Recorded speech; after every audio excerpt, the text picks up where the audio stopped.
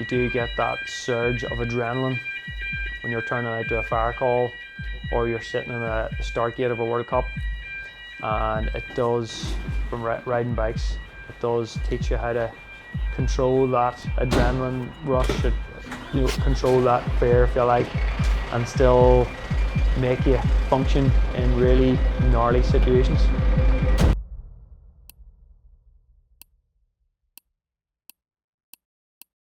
I really don't think about it too much, to be honest. I don't have like an ending goal. As I'm more of a journeyman now. I'm just kind of taking it one day at a time, 1 week at a time. Who knows where I'll be in a year or what I'll be doing. That could change. I'm just enjoying my time, doing what I'm doing.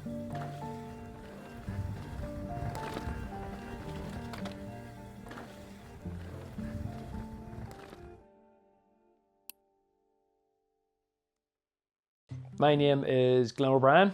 I live in Uri, Northern Ireland. I am a full-time firefighter and a full-time lover of all things bike. Riding bikes is, I think, for me, a way of life. Since I was 4 years old, I've been just growing up with bikes. My whole family rode bikes, raced BMX. It's kind of, in a way, all I know. Yeah, everything involved with bikes has just like totally sculpted who I am today. Like, never did I think I'm gonna turn mountain biking into a career. Just started off riding bikes, traveled a lot. I raced World Cups for 10 years. Done tons of stuff within that time. Started doing mountain bike coaching and guiding. And then that has just evolved through time. You know, we've got our race team now. We've got our own race series. We still race, still love it just as much as I did back in the day, probably more actually. Appreciate it just so much. To me, it feels like I've just winged it. You know, it's as simple as that. I've just taken it year by year. There's always been that passion and drive that I never wanted to lose it. I was just totally in the moment. Would do whatever it took just to keep it going.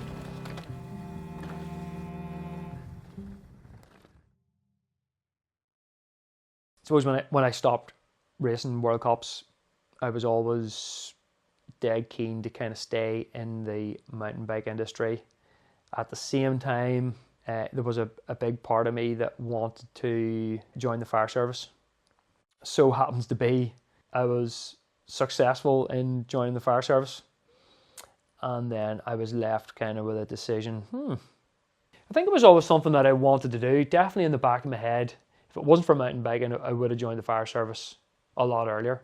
Mountain biking, again, came as a bit of a surprise career, and I just went with the flow for so long until I felt it was like the right time to move on. So I joined the fire service in 2008, and it all changed. I would approach the fire service the same way as I'd approach mountain biking. It's all risk-based, where you ride a bike, you take chances, there are calculated risks. Fire service, similar. You don't do anything stupid, dangerous, or silly without doing the training or feeling confident that you can run into a burning building.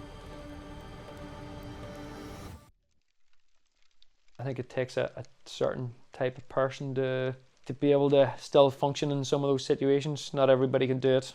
I think the fact that you can help people was one of the reasons why I joined in the first place.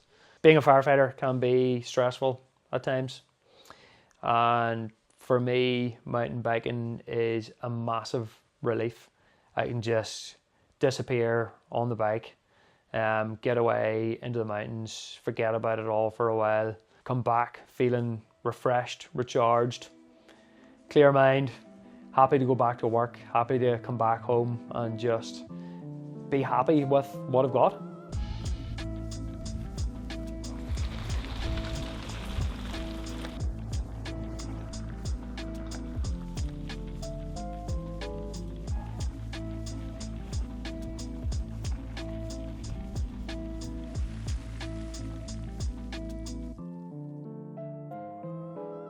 I think Northern Ireland is home to me. I've kind of travelled a lot, been to cool places, thought maybe I could live somewhere else, spent a bit of time, lots of other places, really enjoyed it, come back home, and it just felt right. Just gravitated towards just living at home. Northern Ireland is friggin' epic. You know, we've got such a cool scene going on here. The people are so nice. You know, your friends are here, your families are here. Mountain bike scene's getting better all the time, so the ingredients are right. Stay. I've seen things change so much over here. The sport has opened up so much as well. We've got so many trails. Things are happening. Load of events. And you do realise like it's actually quite cool what we've got at home.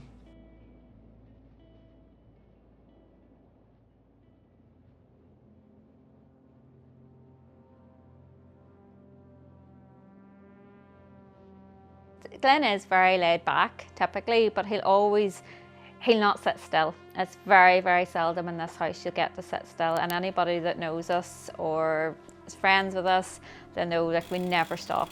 Glyn had half a day off work.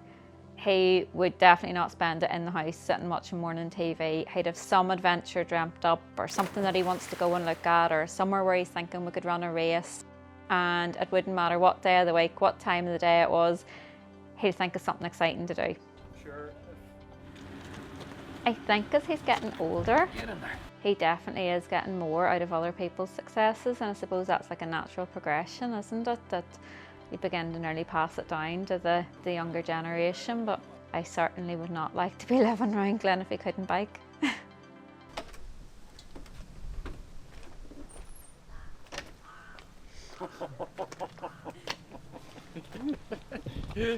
So First Tracks now is a enduro race series and a mountain bike team as well.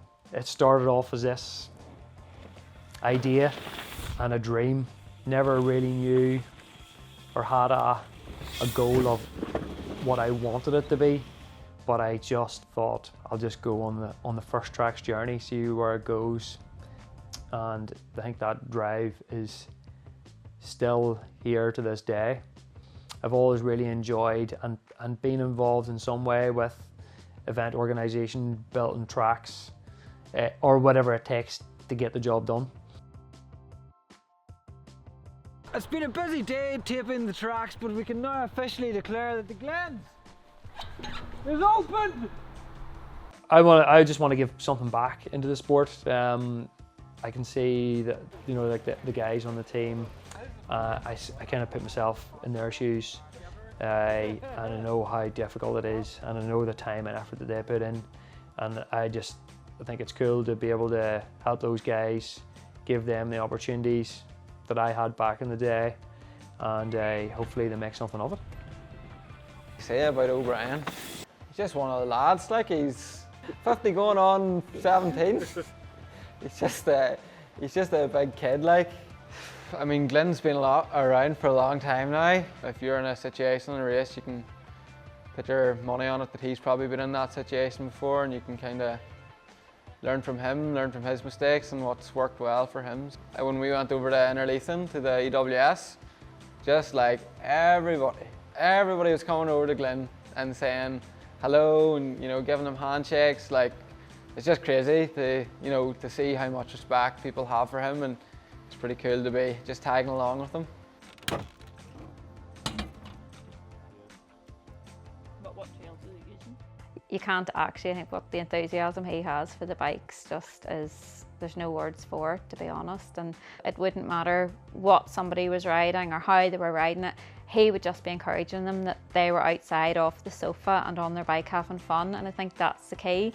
His thing is always, as long as you're having fun, it doesn't matter what you're doing. And even with the team, you know, it's not all about, you know, results, or, you know, it's very much as long as you're having fun and you're doing your best. Come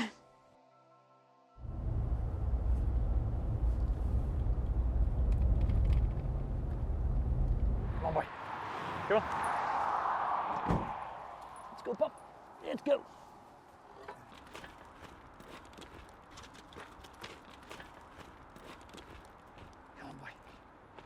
It must be mid-90s, and this was just a forest. very few trails. There was an unused quarry, so the quarry lay dormant for years. And we came here mountain biking for the first time, probably about 94 actually. Probably this is one of the very first trails that we built as well, back late 90s. So spent probably 4 or 5 years in there just building lines, digging, boys coming down, just sessions, just having a laugh. Certainly never even dreamt of the idea of going to Rampage. A friend of mine, Dave Watson, who's one of the pioneers of free ride mountain biking, and he came to Bigwood on his bike, and I was like, oh yeah, I've got a few jumps and a few lines and a few drops in here you'd probably be interested in. Kind of going, that's probably wee buns to you, you're not even thinking about it. And he basically came along and was like blown away by the size of the drops. And I would imagine even now they would still be fairly chunky, but to me this was just a good time on the bike. Like, I was just enjoying it, you know, kind of challenging myself. Watson said to me, if you fancy riding at Rampage, I'll put a word in for you. And like literally, I know a couple of months later, Todd Barber sent me an email going, do you fancy going to Rampage? And I was like, yep, sign me up. I'm there. And it was as simple as that. So off to Utah we went, and felt completely out of my depth the first day. So it was one of those shit your pants moments. What am I doing here? First day, literally spent the whole time scratching my head, going like, how am I going to get out of this? What am I doing here? It felt to me, all the other riders there knew exactly what they were doing. They'd been there before, they had the experience, they had their dig teams, they got straight into like building all their lines and jumps and all that. And I was like, oh no, where do I even start? So as a racer, I just wanted to create a line that screamed kind of speed, flow and style, and kind of what Rampage is all about. So I just literally done my own thing, kind of ignored really what the other guys were doing, and just got stuck into it. Really surprised myself that I qualified for the final. So I think I qualified 8th or 9th or something. Friggin' stoked that I got through to the final. So right up until the final, I was digging, trying to practice some of the lines, and right up until I was like, you need to get to the top, and then just basically smashed out a run. I had mostly done, but some of the features that it was my first time even just going off them, and put it all together. Still didn't think I'd actually done that well, and Steve Bell had lost the key of the hire car, so we were actually digging around the freaking car park looking for a key, and the podiums and stuff are happening. And I was like, I suppose I better go up here and listen to this and find out where I finished. So I think they were counting them down from like the top 12. I was like, all right, they've got the 6th or something, and freak's sake, they forgot about me here. And then they got to like 4th. And then 3rd. I was like, oh, you're 3rd. I was like, holy shit, stoked. That worked out pretty good. So yeah, stoked on that. Holy shit. It was the lucky socks that did it for him. Let's make some noise for our 3rd place. Yeah! From Rampage, Yeah! O'Brien. Fuck yeah! I mean, I've spent a lot of time building tracks, and I've always wanted to do something bigger or something kind of to put something back into the sport. I think is the best way, just to give something back to the local area and the tracks and the areas that I grew up in, and build that little dream that I had in my head back in the day, where you could have this network of trails that people come along to, hang out, get that community vibe, ride their bikes. I think it's a win-win situation, and very satisfying and rewarding at the end of the day.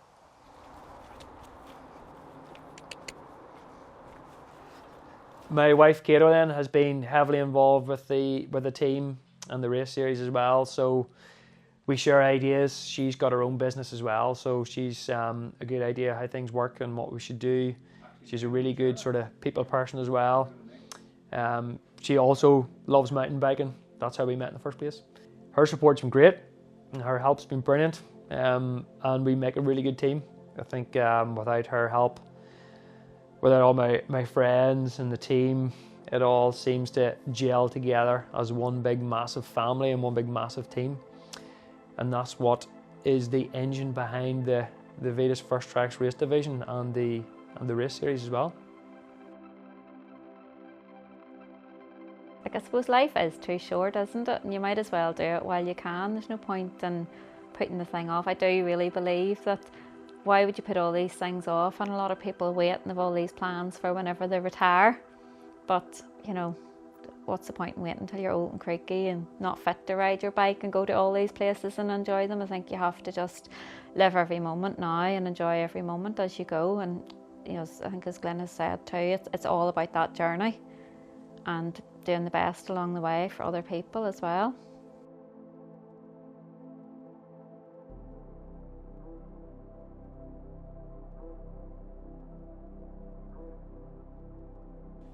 I think at the end of the day,